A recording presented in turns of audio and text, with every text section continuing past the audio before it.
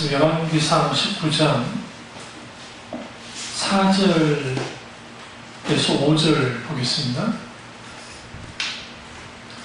열왕기상 19장 4절에서 5절입니다. 자기 자신은 광야로 들어가 하룻길쯤 가서 한 모든나무 아래 앉아서 자기가 죽기를 원하여 이르되 여호와의 넉넉하오니 즉 내 생명을 거두시옵소서. 나는 내 조상들보다 낫지 못하니라 하고 로드나무 아래에 누워서 자더니 천사가 그를 오르만지며 그에게 이르되 일어나 먹으라 하는지라. 아멘. 영적 침체의 치료라는 말씀으로 오늘 나누도록 하겠습니다. 영적 침체의 치료라는 말씀입니다. 우리는 흔히 영적 침체는 그냥 침체되는 것이다 라고 생각할 때 있습니다.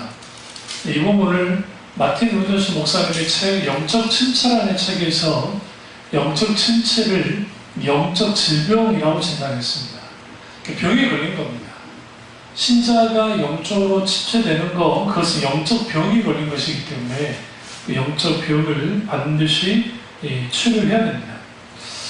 영적 침체에 빠지면 공통적으로 나타나는 현상이 있는데 그것은 뭐냐면 무력감에 빠집니다. 이게 이제 영적인 측면에서도 또 사역적인 측면에서도 또 삶에 있어서도 모든 부분에 있어서 무력감에 빠져요.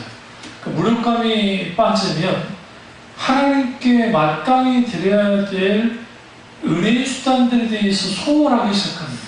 예배 드리는 거, 기도하는 거, 말씀 보는 거, 뭐 봉사하는 거, 전도하는 거, 또 하나님 말씀을 삶에서 살아내는 이런 것들이 이제는 없어지기 시작해요. 소홀해지기 시작해요. 그러면서 이제 사람들마다 벗어나려고 하는 그날 여러 가지 방법을 씁니다. 어떤 사람은 여행을 통해서, 어떤 사람은 뭐 신나는 여가 생활을 통해서, 아니면 운동을 통해서 기타든다 하려고 하지만 영적 침체는 그렇게 해서는 벗어날 수가 없습니다. 엘리야라는 인물은 아주 중요한 인물입니다. 왜 그러냐면 선지자의 대표가 되기 때문에 그렇습니다. 그리고 그런 만큼 선지자 중에 선지자가 누구냐라고 하면 엘리야를 부릅니다.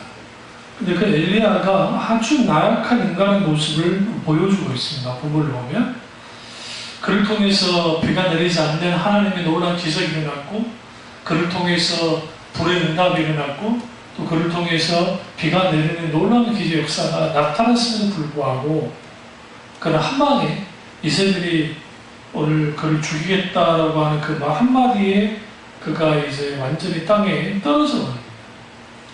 19장 2절 보시면 이세벨이 사신을 엘리야에게 보내 이르되 내가 내일 이맘때에는 반드시 내 생명을 저 사람 중 한 사람의 생명 같게 하리라.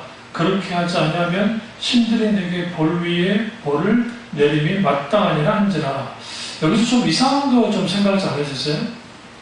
이세벨이 정말 죽이려고 마음먹었으면 사신을 보낼 이유가 있을까요? 굳이 사신 보내지 말고 누구 보내면 돼요?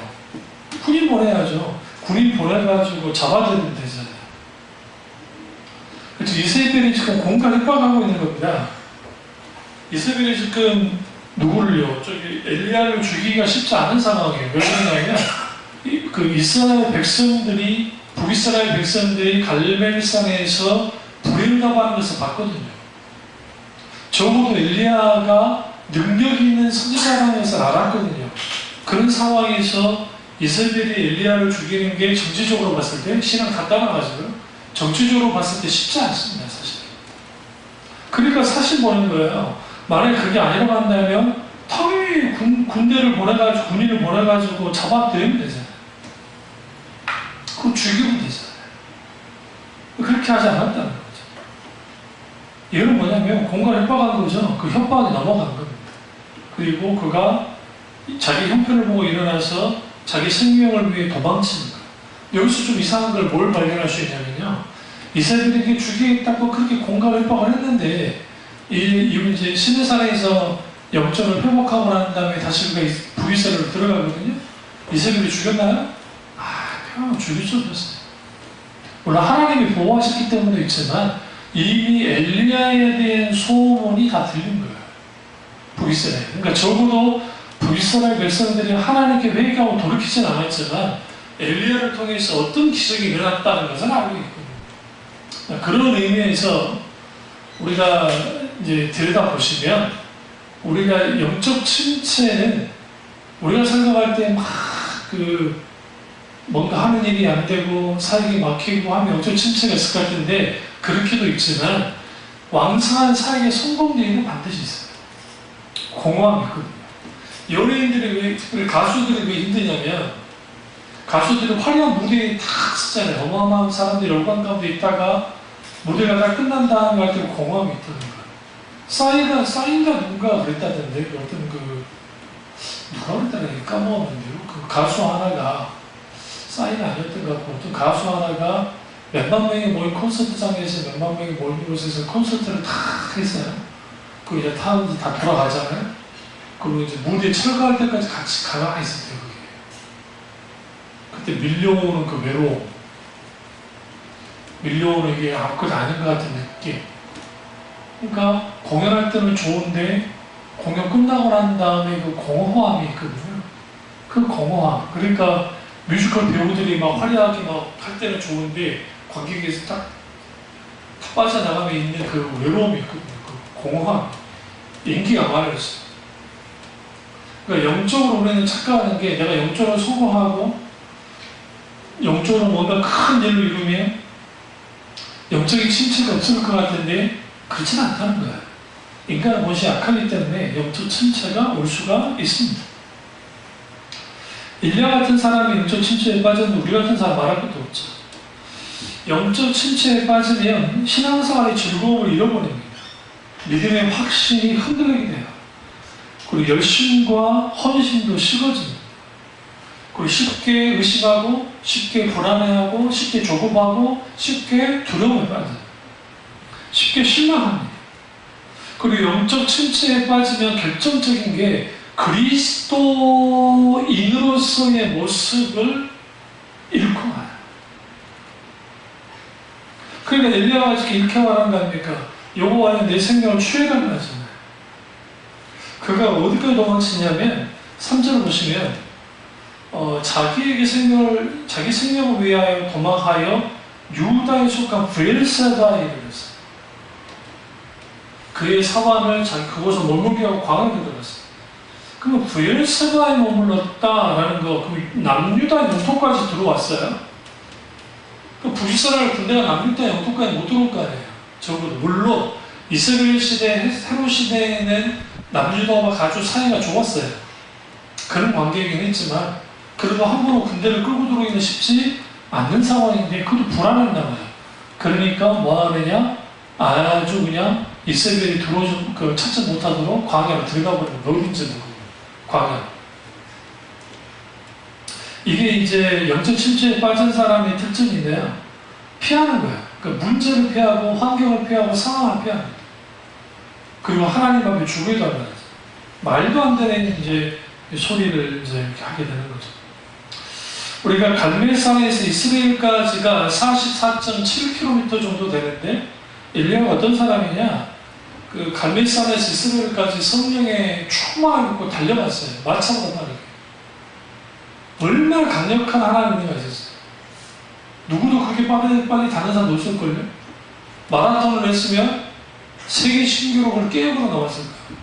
44.7km를 그렇게 뛰었습니다. 그러니까 그 어마어마한 놀라운 성령의 역사심이 있었음에도 불구하고 그가 이렇게 영적으로 이제 무너져 누구의 말 한마디 때문에 이세벨이라고 하는 여왕의 한마디 말에 의해서 그가 이렇게 무너져 버리는 것을 보게 되죠.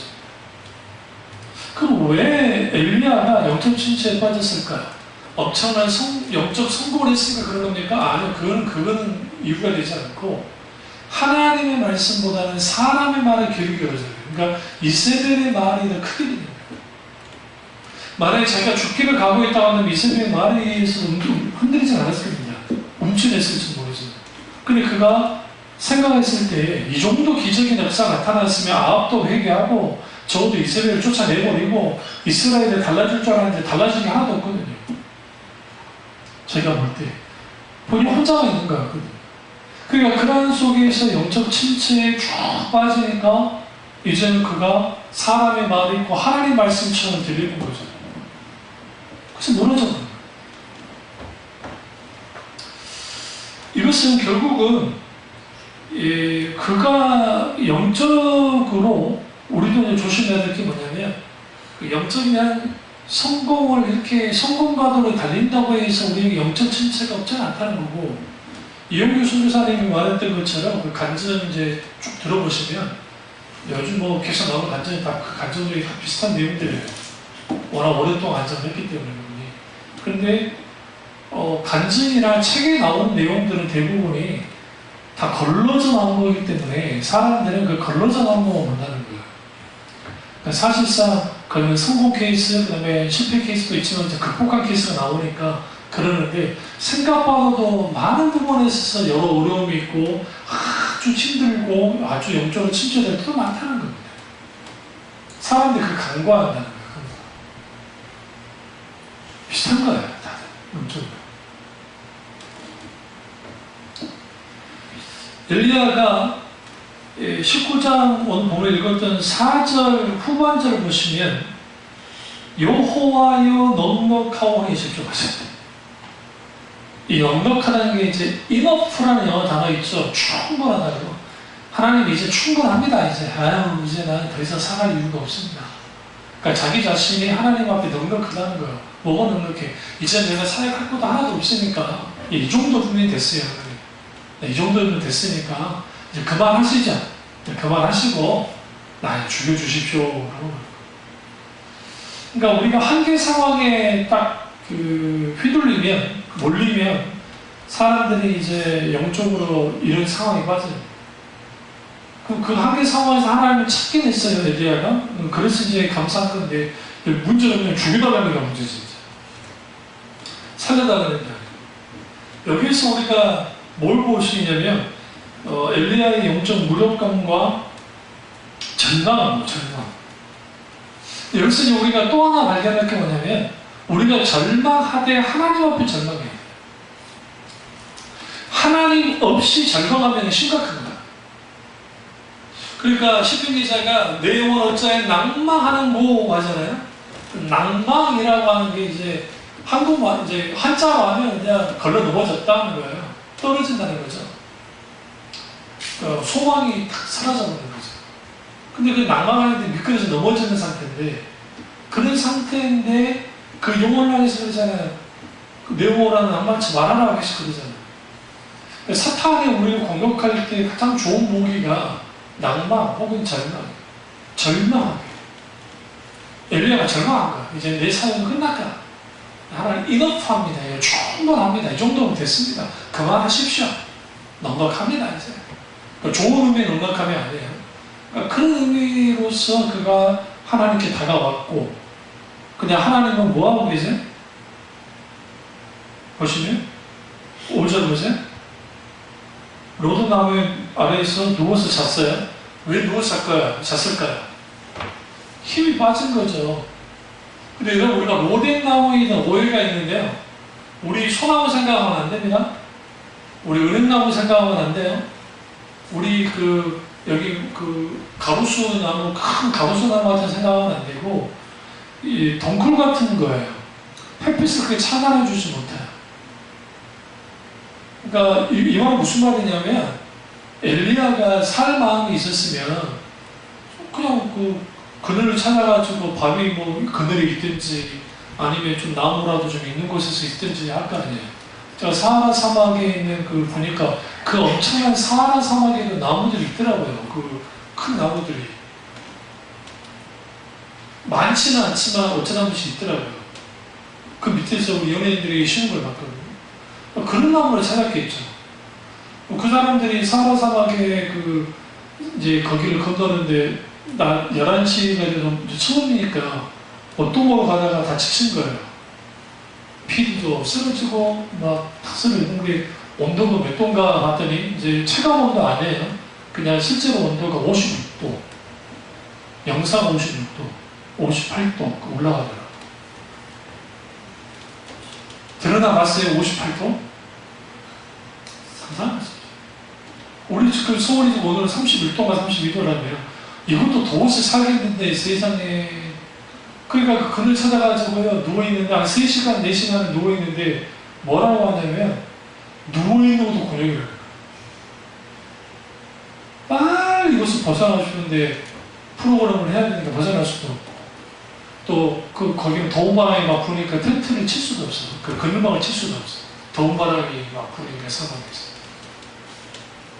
겨우겨우 견뎠는데 거짓말처럼 4시, 5시가 딱 지나가니까 온도가 탁탁탁 내려가. 이게 이제 이스라엘의 나이가 그 사막성인가 그러거든요.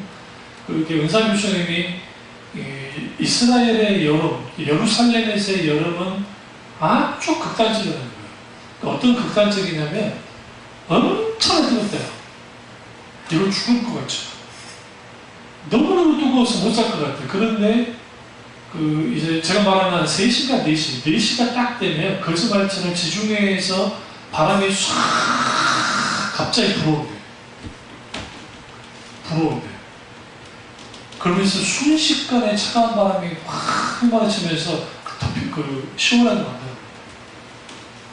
그래서 살만하다는 거예요. 그러니까 이스라엘에 사는 사람 우리나라 오면 더 죽을 것 같은 거야. 우리는 밤에는 푹푹 찌니까. 거기는 밤에 찌진 않거든요. 밤에는 푹푹 찌진 않으니까. 또 습도도 이렇게 높지 않고, 습도가 높지는 않으니까. 그럼 엘리야 같은 경우에는 사막에서, 그것도 로데나무 밑에서, 그것도 빛을 온전히 차단하지 못하는 햇빛의 강력한 열기를 차단하지 못하는 그곳에 누워가지고 생각해보세요. 지금 자고 있어요. 하나님 보시기에 얼마나 짠하겠어요. 불쌍하고. 성경에는 언제 천사를 보냈는지는 말하지 않고 있는데 광야로 들어가서 하룻길쯤 갔다 했잖아요. 그러니까 얼마나 지쳤겠어요. 육신적으로 지쳤고 마음도 지쳤고, 그리고 하나님 앞에 이제 뭐라 했어요? 죽여주세요 하고 이제 난리 법석을 치고 난 다음에 잠든 거예요. 성경에 낮이었는지 저녁이었는지 나오지 않습니다. 근데 어쨌든 거기 누워 있는데 적어도 그대로 누웠던 거에 낮은 것 같고, 천사가 뭐 했어요? 성경에 이 표현이 있죠. 5절 보세요. 천사가 그를 오루만지며 툭툭 치지 않았어요. 건들면 큰일 나잖아요. 열받아 있는데 오루만지며 그에게 이르되 일어나서 먹으라 하는지라. 여기서 오루만짐에 집중하세요. 하나님이 우리를 오루만져줍니다. 영적 침체에 빠졌어요. 절망하더라도 누가 앞에 절망해야 돼요? 하나님 앞에 절망해야 돼요. 그 절망이 탄식이 되어 하나님 앞에 타원의 기도를 드려야 되고, 그 타원의 기도가 결국은 우리를 어떻게 만들어요? 하나님의 소망을 보게 하고, 우리가 하나님에 대한 신뢰와 하나님에 대한 확신을 갖게 되고, 우리가 다시 일어설 수 있는 힘이 주어져요. 그게 오늘 이 엘리야를 통해서 볼 수 있는데, 근데 이제 이 영적 침체가 이렇게 있게 되어졌는데, 그럼 왜 엘리야가 이렇게까지 넘어질 수밖에 없었느냐? 그거는 이세벨이 말 한마디에 넘어진 것도 있어요, 분명하게. 근데 더 중요한 건 뭐냐면, 하나님이, 잘 보세요. 하나님이 어떻게 해라는 명령 없이 움직였어요. 그러니까 하나님이 엘리야에게 나타나셔서 그의 사역을 할 때, 야 너는 이제는 비 오지 않는다고 기근을 준다고 영케하고 직접 기도함으로 비가 오지 않았고, 그리고 이제 과부집에 숨어 살면서 거기에 놀란 하나님의 기적의 역사가 나타나잖아요. 그것도 다 하나님의 이동 따라서 되어졌고, 또 불을 내리는 응답도 하나님의 놀라운 역사 가운데 되어졌고, 비를 내리는 것도 하나님 말씀하시고 그대로 하나님의 명령 따라 됐는데, 이세벨이 죽인다 했고 내일 죽인다 했잖아요. 오늘 죽인 것도 아니고. 그러면 시간은 남았죠. 어떤 시간? 하루라는 시간, 아니면 반나절이라도 남았단 말이에요. 그러면 적어도 하나님 앞에 기도해야 되는데 기도했다는 말씀이 없어요. 성경에 보시면.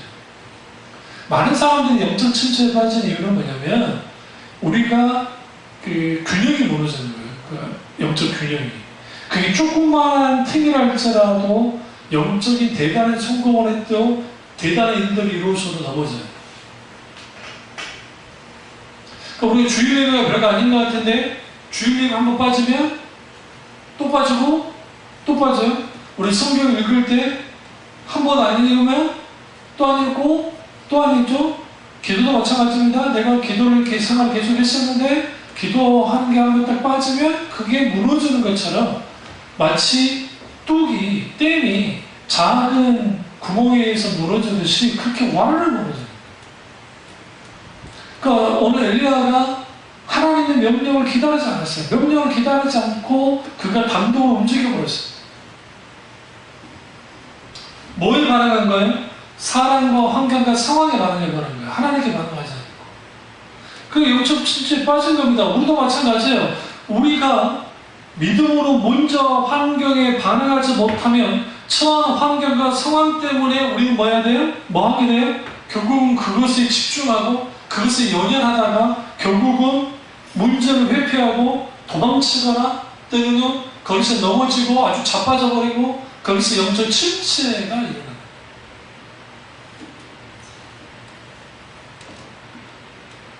엘리야는 아합 앞에서 당당하게 된 사람인데 그 담대함에 이스벨의 말 한마디에 다 무너져 버렸어요. 이걸 통해 우리는 어떤 교훈을 얻을 수 있냐면 영적 침체는 믿음에 의한 삶을 살지 않으면 순식간에 임할 수 있습니다. 왜 의인은 믿음으로 말미암아 살리라는 것 같으냐라는 그 로마서에 있는 말씀, 하박국에 있는 말씀이 있느냐? 히브리서도 마찬가지고 그렇게 되는 이유는 뭐냐면 하나님의 자녀는 결국 믿음으로 구원받았고 믿음으로 하나님의 자녀가 됐기 때문에 우리는 믿음으로 말미암아 살아야 돼요. 그래서 우리가 큰 일이든 작은 일이든 어떤 일이든 믿음으로 반응해야 된다고요. 그래야 뭐 하잖아요? 영적 균형이 깨지지 않고 영적 침체에 빠지지 않습니다. 만약 우리 믿음으로 반응하지 못하면 엘리야처럼 우리의 눈이 이 세대를 향하게 돼 있고 우리의 눈이 자기를 향하게 돼 있어요. 그래서 이후에 시내산 가고 난 다음에 그가 하나님 앞에 했던 말을 보시면 알 수 있어요.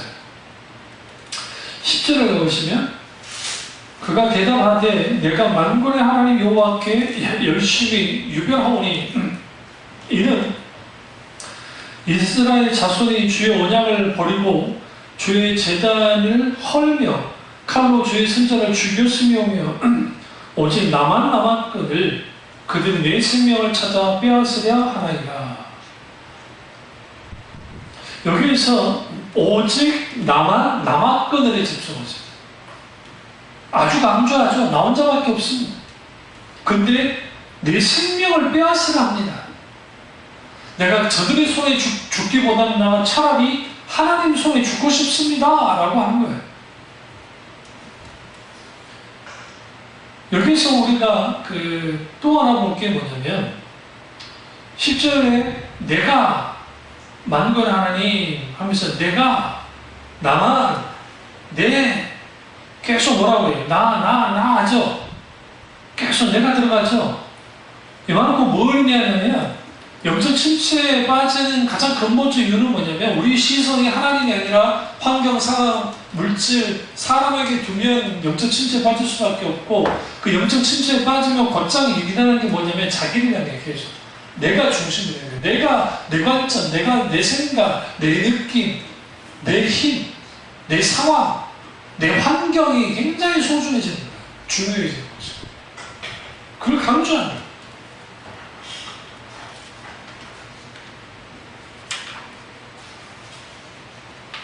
근데 엘리야가 어떤 사람입니까? 강단이 없는 사람입니까? 아니, 대단한 사람이에요. 정말 대단할 정도로 그가 하나님 앞에 인내하고 광야에서의 인내함도 있었고 그런 상황에도 불구하고 넘어져 버렸다는 거예요. 왜요? 나 혼자 있다고 생각해요. 내가 죽어버리면 이제는 하나님의 삶은 끝나는 거 아닌가 생각이죠. 근데 그건 오해예요. 왜요? 남유다에도 누가 있어요? 선지자들은 있었어요. 엘리야 시대에. 물론 남유다 선지자들이 북이스라엘까지 와서 예언한 경우는 거의 없었지만 하나님이 필요하다고 하면 그렇게 했었을 거예요. 근데 그가 아주 시선이 좁아집니다. 그러니까 영적 침체에 빠지면 시선이 좁아져요. 좁아지면 내가 보고 내 보이는 것만 보여요. 더 이상 하나님 보이잖아요. 이게 이제 우리도 그럴 수 있습니다. 우리도 힘들고 어려운 상황 가운데 영적 침체에 빠지고 낭만하고 막 이런 절망 상태에 빠지면 아주 시선이 좁아지기 때문에 하나님도 안 보이고 누구도 안 보여요. 그러니까 이제 그게 더 극한으로 가면 이제 그 극단적인 선택을 하는 이유가 이제 하나님도 안 보이고 하나님도 필요 없게 되는 상황까지 가요. 당연히 엘리야는 자살하지 않았어요. 하나님에게 죽여달라는 얘기죠. 근데 하나님이 죽여달라는데 하나님 하시는 행동이 뭐예요? 보시면 6절 본즉 머리맡에 숯불에 구운 떡. 여러분 구운 떡 맛있죠? 여기 떡이 있어요 없어요? 여기 이 나라에 없어요. 빵이에요. 그 빵 구운 빵 맛있어 안 맛있어요? 아주 맛있어요. 숯불에 구웠잖아요. 군침먹게 한 거죠. 그냥 빵줄도 아니에요. 숯불에 구웠어요. 그 한 병 물이 있더라. 이게 먹고 마시고 다시 누웠더니 이게 굉장히 중요합니다. 여러분 먹고 마시고 일어섰더니 우리는 하늘에 나갔는데 먹고 마시고 다시 누웠어요. 이 사람의 영적 상태가 여러분 우리가 영적 침체에 빠져들면 쉽게 회복하기가 어렵습니다. 쉽지 않습니다. 김단주 목사님이 그 신앙이 뒤로 물러남이라는 부분에 대해서 말씀하실 때 왜 사람들이 영적 침체에서 빠져나가기 힘들까 할 때 대부분이 내가 넘어진 시점 있잖아요. 그러니까 이제 영적 침체가 일어나는 그 시점이 그 시점에서 사람 다시 일어나려고 해요. 진짜 내가 정말 넘어진 그 시점. 그런데 그렇게 되면 일어날 수가 없다는 거예요. 그럼 뭐부터 봐야 되느냐? 내가 영적으로 혹은 마음적으로 하나님을 떠났을 그 시점. 그러니까 본래 내가 지금 신앙이 뒤로 물러남의 원인이 발생되는 시점이 있다는 거예요. 그 시점으로 돌아가야 돼요.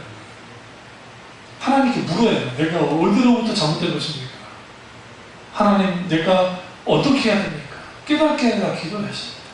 그때 그 깨달아 알게 될 때에 내가 이걸 이룰 수 있어요? 목사님한테 섭섭함이 있었는데 그때는 그렇게 크게 드러나지 않았지만 그 섭섭한 감정을 계속 갖고 있었는데 환경과 상황이 안 좋아진 상태에서 목사님 소개 하나가 자기의 마음을 건드렸어 만약에 그럼 거기에 힘들어서 넘어져요? 영적 침체에 빠져요? 일리로 빠져요? 그리고 이러면 안 되겠다 싶어서 막 하나님 이제 내 영적 침체에 일어나기 원합니다. 빨리 하나님 회복시켜 주십시오. 회복시켜주소서 주님. 아무리 기도가 차면 회복이 안 돼요. 본래 넘어졌던 그 시점, 언제 내가 이렇게 넘어지게 됐는지를 하나님 성령께 물어요. 거기로부터 시작해요.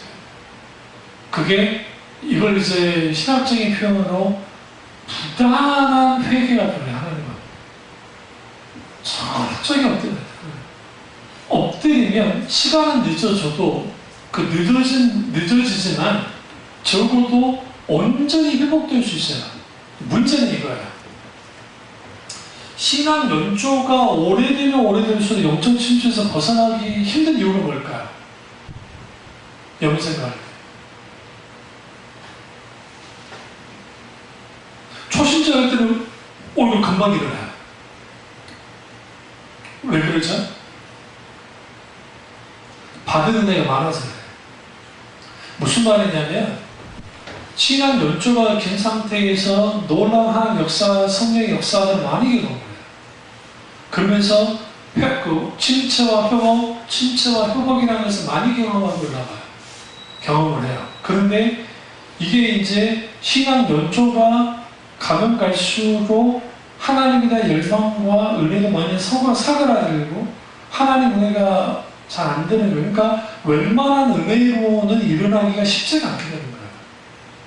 사람은 일종의 그런 그 기질들을 갖고 있기 때문에 그래서 영적 침체에 잘 들어가지도 않고 그러니까 영적 침체에 잘 빠지지도 않고 영적 침체로도 빨리 벗어날 수 있는 길은 뭐냐면 하나님의 놀라운 회심의 역사가 자주 있는 거예요.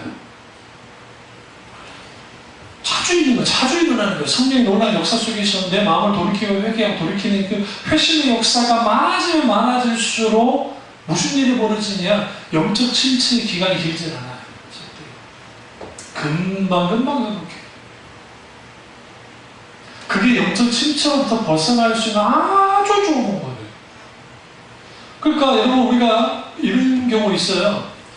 그 영적 침체에 빠졌는데 어떤 집회 가가지고 집회에서 막 은혜를 막 받아가지고 내가 회복된 것 같은 상태에 딱 있을 때 있어요. 그래서 빈번히 죄와의 싸움에 졌지만 그 시점에 내가 죄와의 싸움에서 이기고 내가 용서하지 못할 것 같은 사람을 용서하는 마음이 생겨서 내가 용서한다고 실질적으로 선한다고 선포도 하고 회개하고 돌이켜요. 그래서 나는 이제 영적 침체로 또 회복됐다라고 생각하고 딱 있는데 얼마 지나지 않아서 그 은혜들이 벗어나고 왜 그러느냐? 근본적으로 영적 침체에서 벗어나지 못해서 다시 돌아가서 우리가 영적으로 침체되어졌던 그 첫 사건, 첫 시간, 첫 마음의 변화 이 부분을 성령님께 물어요.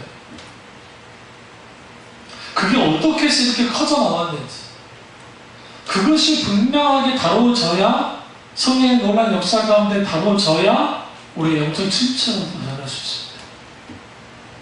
실제로 그럼 오늘 보면 영적 침체에 빠지면 뭐예요? 다시 누워요. 그러니까 이제 7절 보시면 여호와의 천사가 또다시 와요. 이게 되게 재밌는 표현입니다.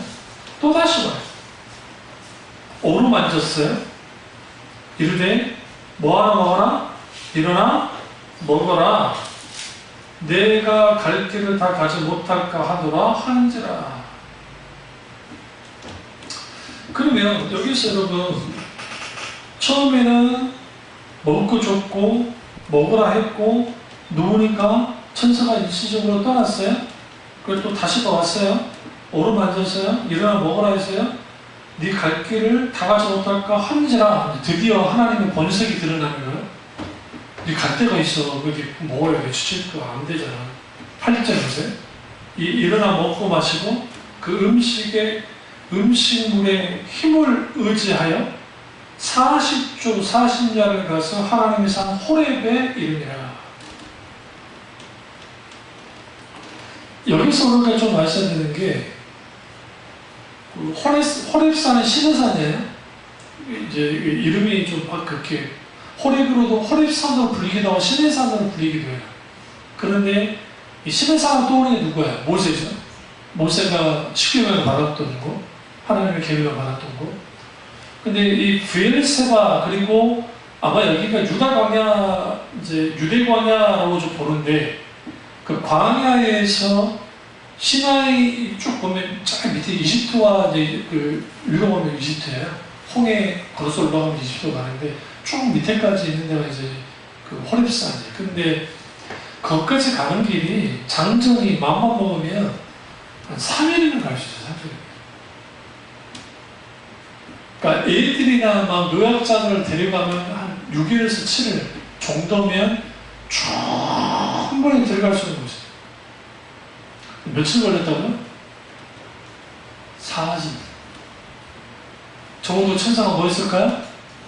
40일 동안 음식물을 날라서 먹여줬겠죠. 안 그랬을까요? 우리는 성경을 좀 깊이 볼 필요가 있어요. 왜냐하면 성경이 이제 더 이상 말하지 않으니까 그 천사가 놀고 먹었을까? 그건 아니에요. 가다가 지치면 어떡할까? 물도 주고 먹고 주고 또 가고 물도 주고 먹고 주고 또 가고. 근데 그걸 며칠요? 40일. 그러니까 갈 마음이 별로 없어. 가다가 눕고 가다가 눕고 가다가 눕고 그러는 거예요. 40일 동안 땡깡 부르는 것도 아니고. 근데 여러분 이 상황이 지금 우리와 똑같아요. 목사님이 영적으로 침체하고 문제가 있으면 바짝 하나님께 엎드리고 기도하십시오. 안 해요. 절대로. 잘 안 한다. 하나님께 부르짖어 기도해야 됩니다. 이런 상황 가운데 하나님 은혜를 구해야 됩니다. 안 한다고요. 근데 엘리야가 그래도 끝까지 시내산까지 갔으니까, 호렙산까지 갔으니까 다행이에요. 그런데 이제 호렙산에 이르렀어요. 9절을 보시면 엘리야가 그곳 굴에 들어가 거기서 머물더니 여호와의 말씀이 그에게 임하여 이르되 엘리야야 내가 어찌하여 여기 있느냐. 그러면 호렙에 이르니라 할 때에 여기 지금 굴에 들어갔어요? 그럼 굴에 들어갔는데 11절에 보시면 여호와께 들으시되 너는 나가서 여호와 앞에서 산에 서라 하시더니 여호와께서 지나가시는데 여호와 앞에 크고 강한 바람이 산을 가르고 바위를 부수나 바람이 산을 가르고 바람 가운데 여호와께 계시지 아니하며 바람 후에 지진이 있으나 지진 가운데 여호와 계시지 아니하며 또 지진 후에 불이 있으나 불 가운데도 여호와 계시지 아니하더니 불 후에 세미한 소리가 있는지라. 그리고 굴에 들어가는 것이 하나님의 뜻은 아니에요. 하나님의 삶 호렙에 이르라라고 하는 것은 하나님이 모세를 용도한 행동이에요. 지금. 그러니까 모세도 선지자입니다. 성경에 보시면 선지자라는 표현을 써요. 그리고 나와 같은 선지자 하나가 나와야 된다 할 때 나와 같은 선지자가 누구냐 할 때에 그 선지자가 누구예요? 네? 엘리야. 물론 또 예수님이나 의미도 예수님으로도 볼 수도 있고 사실. 그러니까 나와 같은 선지자 할 때 그 나와 같은 선지자가 예수님이 선지자로도 오셨으니까 그렇고, 그러나 또 하나는 엘리야. 왜냐하면 엘리야는 누구를 계승하느냐? 모세의 신학을 계승해요. 그래서 북이스라엘에 있는 선지자들은 철저하게 모세 신학, 그 신명기를 중심으로 해서 있는 선지자들이고, 남유다에 있는 선지자들은 다윗 신학을 중심으로 해요. 철저하게. 그게 달라요. 물론 하나님이 그렇게 이제 은혜를 베풀어서 그러는 건데, 그런데 이 엘리야가 그러면 그가 가야 할 곳은 불이 아니에요. 그가 가야 할 곳은 어디예요? 모세가 어디로 올라갔다 했어요? 시내산 정상에 올라갔다 나오시는 말이죠. 하나님이 원하는 데서 그가 정상으로 올라가는 거예요. 산 위, 꼭대기. 그냥 산 꼭대기 올라가지 않는 거예요. 요즘 참 안타까운 게 요즘 이제 성지순례 가신 분들이 시내산을 못 가요.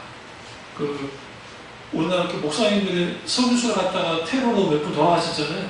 그 다음부터는 IS들이 거기에 있어서 사람들 납치하고 막 폭발을 시키니까 이집트가 이제 내정이 불안정하고 군부 독재하는데 막 그래가지고 이게 통제가 잘 안 돼서 굉장히 위험하거든요. 네, 다행히 지금 현재 예전에는 이제 버스로 가는데 피라미드 지역 그 옆쪽으로 비행장이 이제 만들어져가지고 비행기로 내려버립니다. 그래서 이제 잘하면 이제 비행기로 그쪽으로 내려가가지고 그 시내산 쪽으로 이제 갈 수도 있다, 막 그런 말을 들은 적이 있는데, 엘리야가 이제 동굴에 있다가 어쨌든 하나님 나가라 했으니까 나올 수밖에 없겠죠. 그리고 이제 하나님이 나타나셨는데, 여기서 이제 이 나타나신 모습이 아주 중요해요. 그게 왜 그러냐면, 여기 보시면 바람, 그 다음에 지진, 불, 누구 용산자예요? 모세가 시내산에 올라갔을 때 강력한 바람이 불고 구름이 깔리면서 거기에 불이 임하고 얼마나 불길이 있고 땅이 진동하고 하나님 놀라운 강력한 역사가 나타났든지 성경에 보시면 이스라엘 백성 뒤로 물러났다 했어요. 그 장면을 보고 뒤로 물러났다 했다고요. 하나님의 경계선을 그어놨는데 뒤로 물러날 정도로 하나님의 강력한 임재가 있었던 것이 시내산. 근데 모세처럼 주님이 나타나지 않았어요. 이게 이제 아주 중요해요. 오히려 주님이 어떻게 나타나느냐? 세미한 음성이에요. 욥은 어떠죠? 욥에게는 하나님 어떻게 나타나셨어요? 폭풍 가운데 나타났다고 성경은 하죠. 폭풍 가운데. 폭풍과 또는 게 뭡니까? 세찬 바람과 낙뢰와 먹구름과 그리고 강력한 비. 그게 폭풍 아닙니까? 그 폭풍 가운데 주님이 욥에게 나타나셨는데 엘리야에게서는 3배 음성 나타났어요. 그 이유는 뭐냐면, 그 이유는 알 수 있어요. 어떻게 알 수 있냐면, 이제 이렇게 나타나니까 그 14절을 보면 똑같은 말을 하죠. 똑같은 변명을 합니다.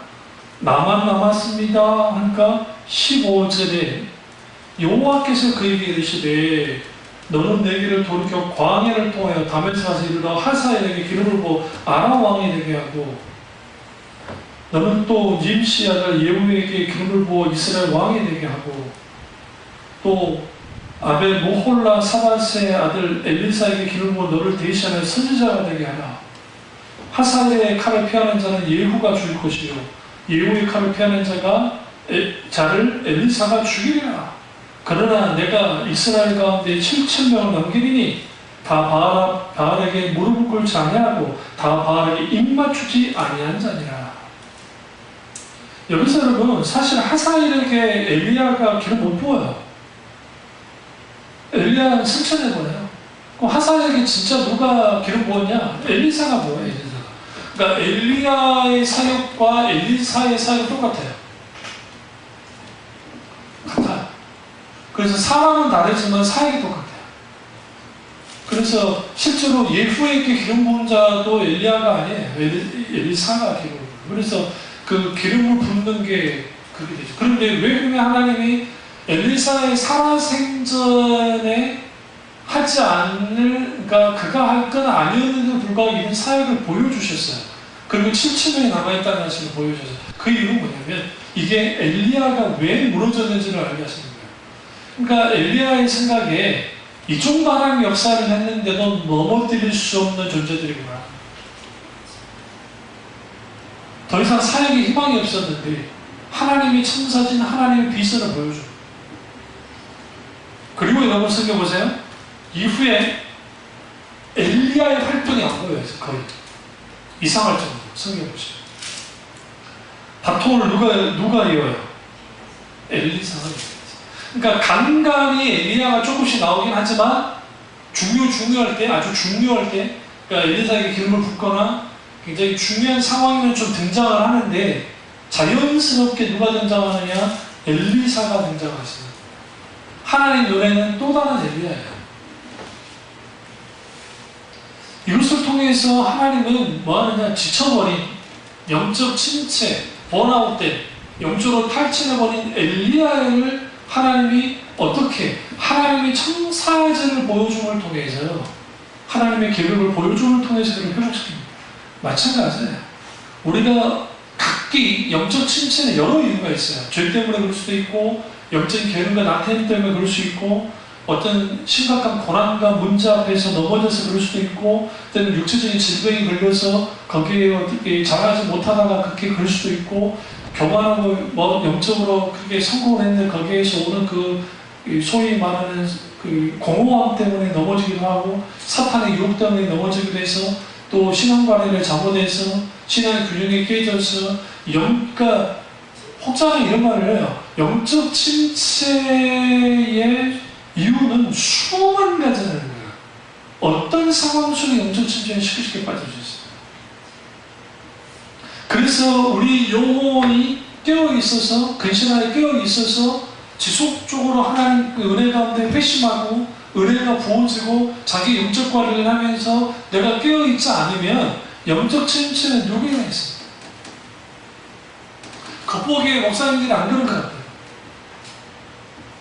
그러니까 이런 목사님들 있잖아. 막 은사를 많이 받고 막 강력한 은사를 해가고 하니까 막 영적으로 근거 없는 것 같지만 그분들도 공허함을 느껴요. 왜냐하면 인간이기 때문에.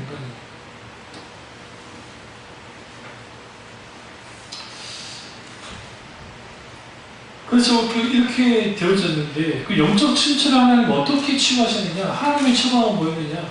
우리 거의 다 봤어요. 첫째는 하나님이 어루만져 주십니다. 어루만졌다 했잖아요. 이 어루만졌다라는 게 뭐냐면 지쳐버린 육신을 어루만질 뿐만 아니라 그의 마음까지 어루만져 주는 거예요. 엘리야가 가장 힘들었던 건 뭐예요? 나 혼자 남았다는 것이었어요. 그런데 천사가 와서 너 혼자 아니라 그러잖아요. 어루만져 주잖아요. 그의 상황이 있긴 했지만 그러나 그에게는 위로가 되지 않았고 결국은 그런 마음이니까 하나님이 어루만진 천사를 보내서 하나님이 어루만져 주심을 통해서 그가 이제는 조금이나마 죽고자 했던 그 사막에서 생존할 수 있었고 그가 기력을 되찾을 수 있는 뭐가 됐어요? 이유가 된 거예요. 그러니까 이유보다는 자원이 된 거예요. 두 번째는 육체적 필요를 채워줬어요. 하나님 알았다고만 슬픔 고생해라 그게 아니었어요. 하나님이 이전에도 까마 그리시네가에서 엘리야에게 뭐였죠? 까마귀를 통해서 먹을 음식을 공급해 주셨죠.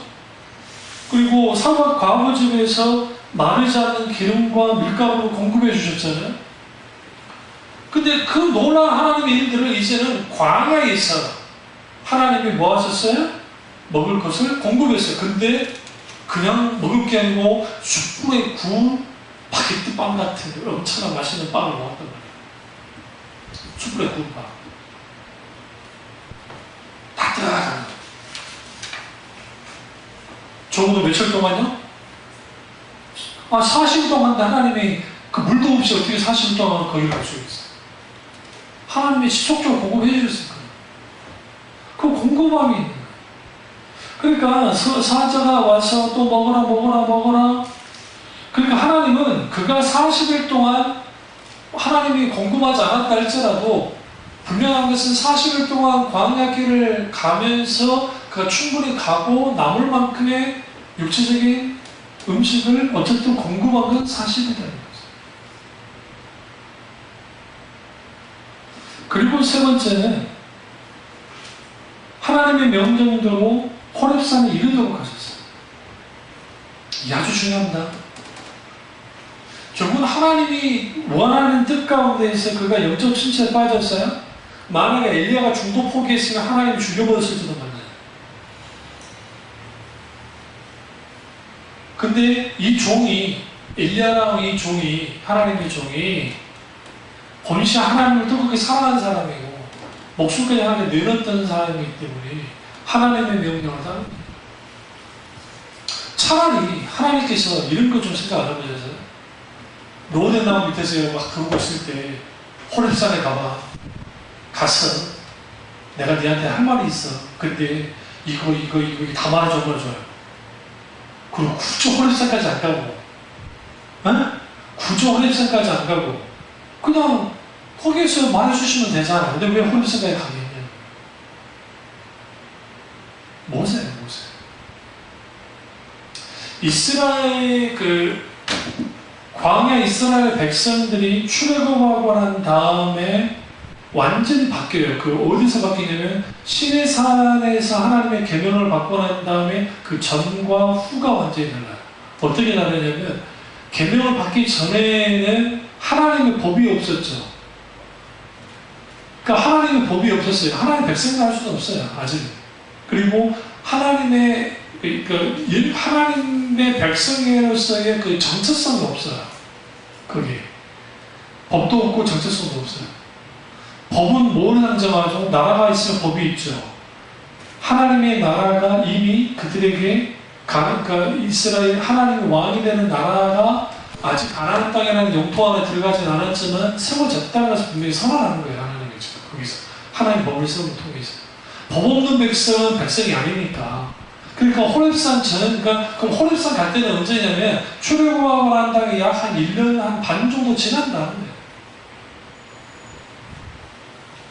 그 1년 반 정도는 그들이 그 광야를 떠돌면서 그러고 있다가 호렙산 쪽에 시내산에서는 비로소 하나님의 자녀 백성이 되어지고 그리고 하나님의 백성이 정체성을 갖게 되죠. 확립하는 시기가 실제로 시내산이에요.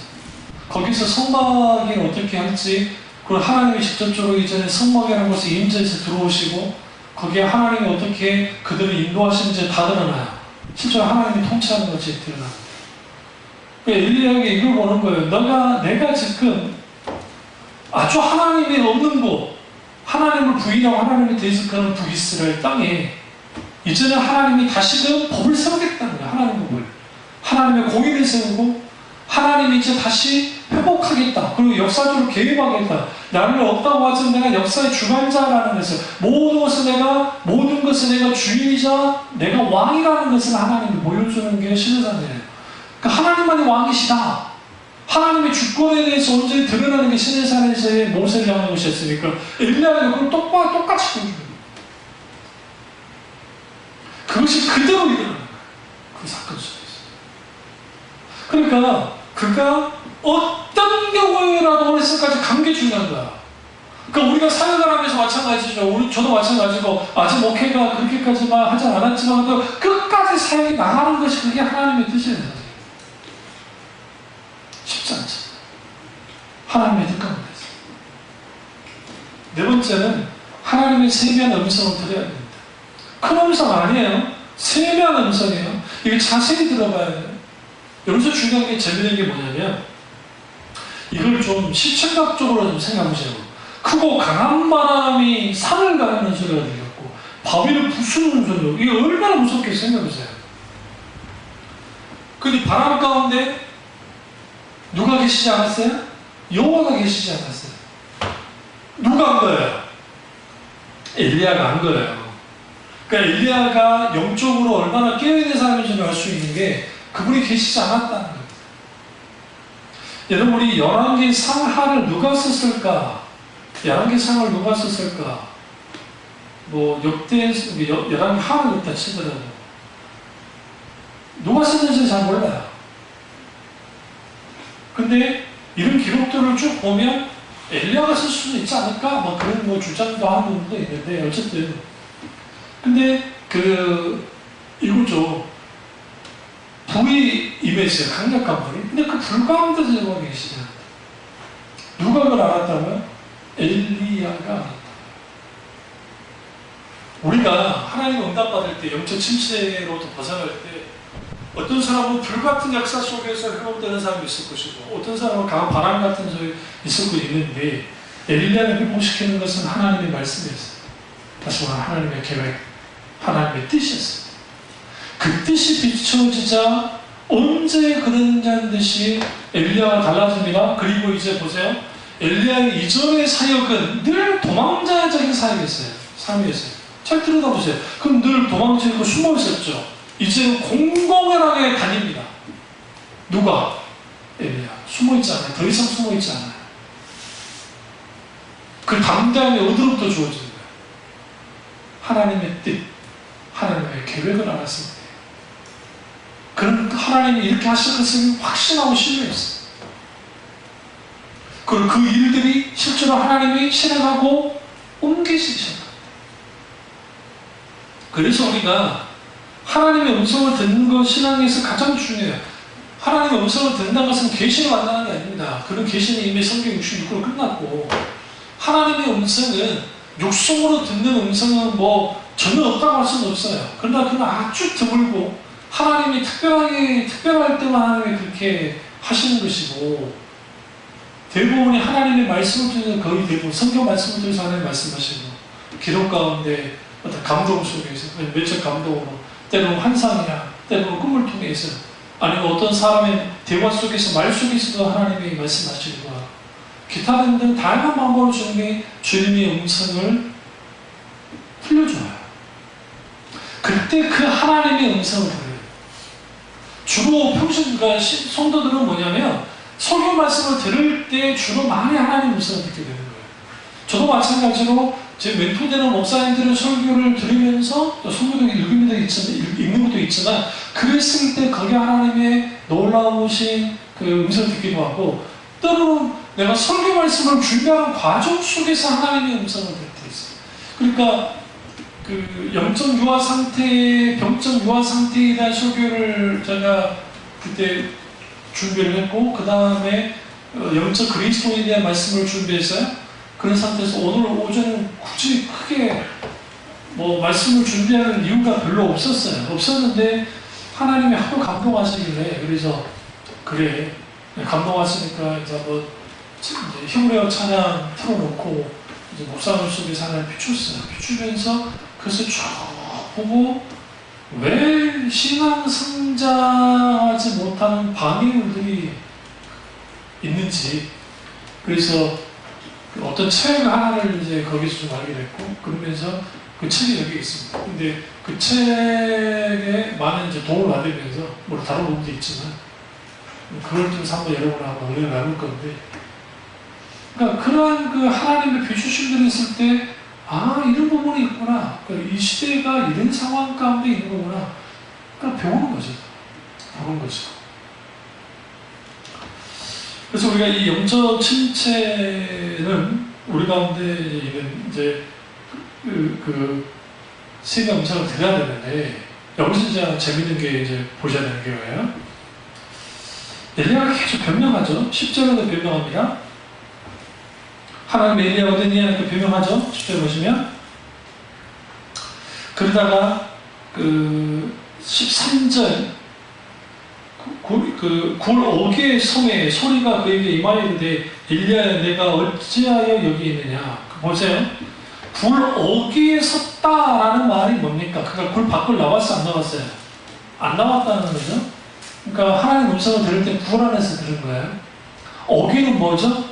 이제 앞까지 거의 완전히 나오진 않았지만 이제 그 밖에 보이는 거예요. 그게 이제 지금 하는 거예요. 그때 그가 뭡니까? 또 변명하죠.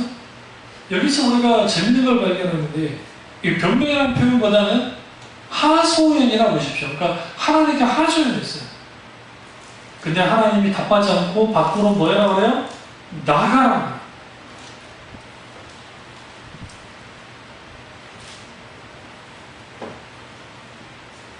뭘 할 수 있어요?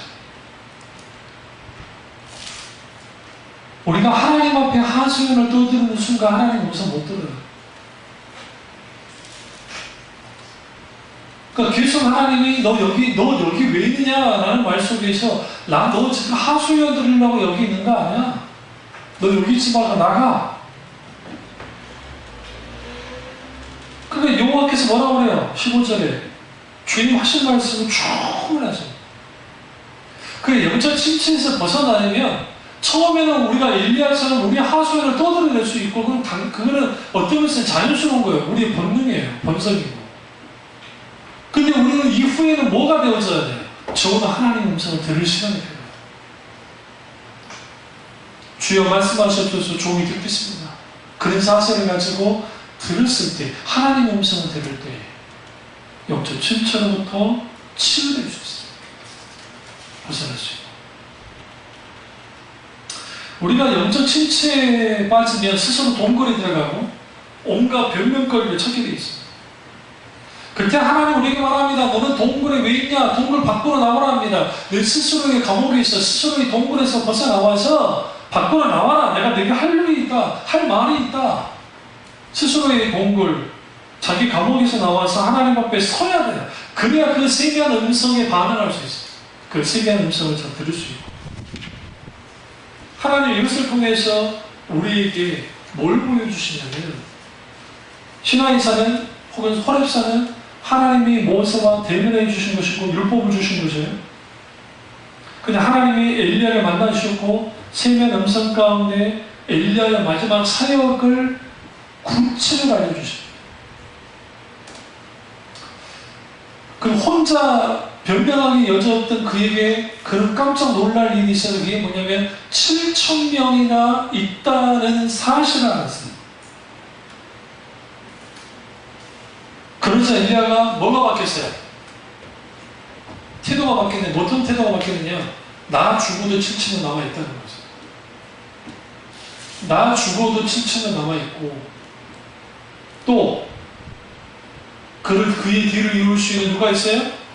엘리사가 있다는 것을 알았다. 그러니까 그를 짓누르고 있었던 사역의 짐, 북이스라엘에 지탱하고 있던 그 영적인 모든 그런 짐들이 한순간에 걷어져요. 그러니까 그가 이제 그런 속에서 이 말씀에 뭐하고 충분히 힘을 얻고 그 모든 삶을 감당합니다. 그럼 우리 하나님 어떡할까요? 보세요. 우리도 그러면은 죽어보자 올라갈지도 몰라. 죽여달라 했더니 아예 안 죽여버렸어요. 끝까지. 이런 애들도 있어요. 생각해보세요. 세상에 로드나비들 죽여달라 했는데 하나님 그때 귀신했나 봐요. 엘리야가. 두고 보자. 내가 너를 절대로 안 죽일 거다. 그러고 죽는 거였어요? 안 죽이죠. 왜 엘리야를 죽이지 않으셨느냐? 그것은 말세의 마지막 사역을 위해서 주님이 그런 거예요. 그래서 하나님은 그 사역을 하기 위해서라도 주님의 엘리야를 죽이지 않고 하나님의 놀라운 사역에 위대한 하나님의 선지자로서 있도록 했습니다. 마찬가지로 우리에게 필요한 게 뭡니까? 엘리야가 하셨던 스승은 하나님의 음성입니다. 하나님의 말씀입니다. 하나님과의 친밀한 교제와 긴밀한 관계에 회복될 때 영적 침체로부터 벗어날 수 있습니다. 그 은혜가 저와 여러분의 있길 주님의 이름으로 축원합니다. 기도하겠습니다. 기도하실 때